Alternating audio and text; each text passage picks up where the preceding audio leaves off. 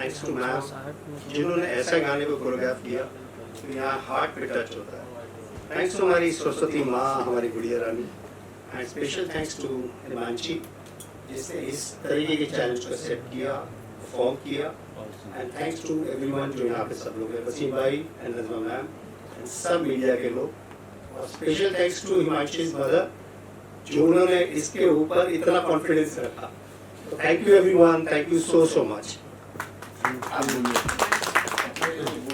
कहा मम्मी आप ये गाना सुन के तुरंत आइए और ओशीवारा में शूटिंग करनी है, एक किसी को सिखाना है। मैंने कहा अच्छा ठीक है। बस वही एक छोटा सा एक आपस में हम सबका मिलन था और बहुत कम समय में हमने हिमांशी से मैं मिली। इस बच्ची से, ये बहुत टैलेंटेड बच्ची है और मैं इसकी मदर से कहूँगी स्पेशली कि इसके टैलेंट को आगे बढ़ाने की कोशिश करें। और साथ ही साथ मेरे लिए ये पहला अनुभव था कि मैं अपने बेटी के साथ काम कर रही थी। रुपेश जी के साथ तो मुलाकात थी, लेकिन एक पूरी टीम के साथ, अपने लोगों के साथ काम करना अपने आप में बहुत खूबसूरत अनुभव था मेरा, और मैं आशा करती हूँ कि हम आगे भी इस तरह करें।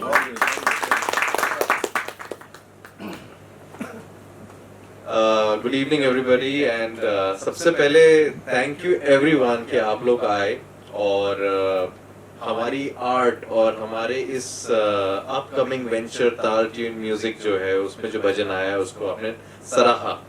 और सबसे पहले ये जो रचना थी ये सबसे पहले हमारे सर रुपेश राय सिकंद जी की थी और वो इस आइडिया के साथ आए थे कि लेट्स डू समथिंग डिवोशनल। आजकल दुनिया बहुत कुछ बना रही है लेकिन ईश्वर को याद करना ये सबसे बड़ी चीज है। और इट्स माय मेरा सौभाग्य है कि मुझे बहुत VFX करता हूँ, डायरेक्शन भी कर रहा हूँ, लेकिन भगवान के लिए कुछ ऐसा करने मिले तो वो एक अलग ही। And thank you again to sir कि उन्होंने मेरे साथ साथ जब बोला कि मदर आएंगी और मदर अगर उनको कोरियोग्राफ करेंगी तो वो और एक अलग लेवल पे चला जाएगा। And so wonderful to see Himanshi, like she grasped the choreography in the fraction of seconds. Now this is called art. वो अपने आर्ट में बेस्ट है, हमने अपना आर्ट बेस्ट दिया, विजन सर का था और हम सब ने मिलकर दिया के साथ मिलकर हमने बहुत खूबसूरत भजन बन के तैयार। जी सबसे पहले तो I really would like to thanks Rupesh sir for giving this opportunity to my daughter. ये शायद कुछ सालों पहले हमें फील होने लग गया था कि you know she is very much active in all such things when it comes to songs, dance, to some extent acting. But thanks to Rupesh sir एक बार मैं उनसे मिली और उसी के कुछ दिनों बाद उन्होंने मेरे डैड को कॉल किया एंड ये अपॉर्चुनिटी दी कि एक सॉन्ग है जहाँ पे वो इसको रिप्रेजेंट करना चाहेंगे। And the best part was कि ये सॉन्ग एक डिवोशनल सॉन्ग था। For me it was a big thing कि अगर मेरी daughter you know who comes from a family background जहाँ पे हमारे पास कोई ऐसा सोर्स नहीं था यू नो कि हम ऐसे कोई शूट कर सके। So I really would like to thanks sir for this.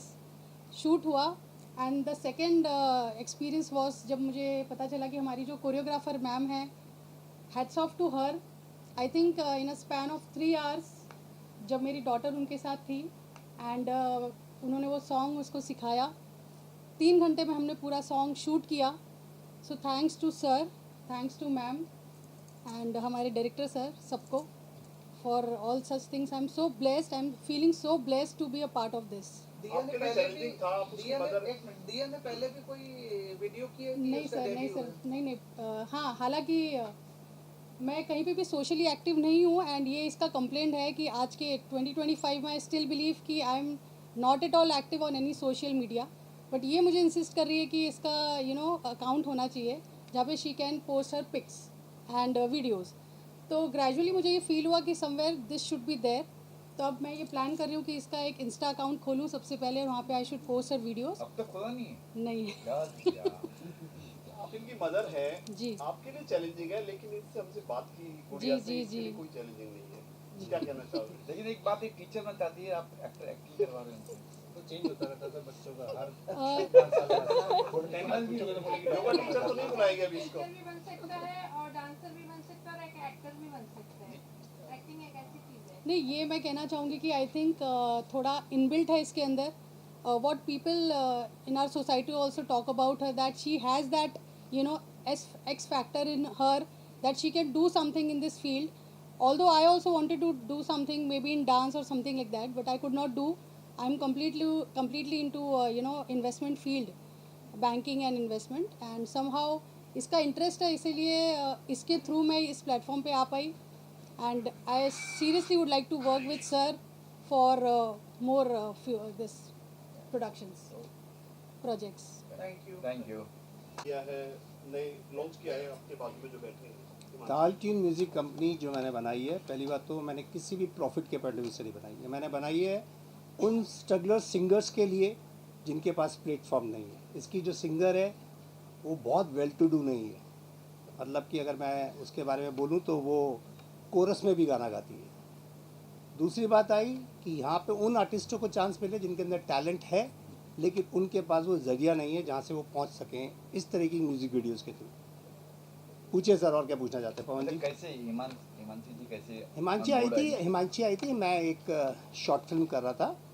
उस शॉर्ट फिल्म के अंदर हिमांशी ऑडिशन देने के लिए आई थी, बट समहाउ फिर वो ऑडिशन नहीं हो पाया, इनका सिलेक्शन नहीं हो पाया उसके अंदर, क्योंकि ये उस समय मार्शल आर्ट की ट्रेनिंग नहीं ले रही थी. जब उसके बाद डिवोशनल सॉन्ग की बात आई तो हमको लगा ये इस सॉन्ग के अंदर ये बहुत अच्छा परफॉर्म कर सकती हैं. इनको बुलाया, इनका ऑडिशन हुआ और ये सिलेक्ट हुई.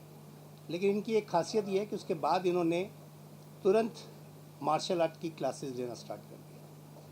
इनको समझ में आया कि जिस चीज़ के अंदर मुझे कोई किसी इंसान ने वीक बताया है, मैं उसी चीज़ को अपनी मजबूत बनाऊंगी, उसी को स्ट्रॉन्ग करूँगी. फिर दिया कैसे है? फोन पर दिया, छोटी बच्ची दिया भी है.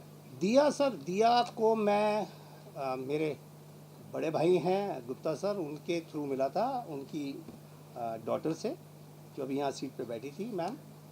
उन्होंने गुड़िया से मिलवाया और गुड़िया को मिलके मुझे ऐसा लगा कि जो हम शारदा देवी यानी कि माँ सरस्वती का गाना कर रहे हैं, उस गाने के अंदर, इसके अंदर मुझे वो रूप नज़र आया बच्चे वाला.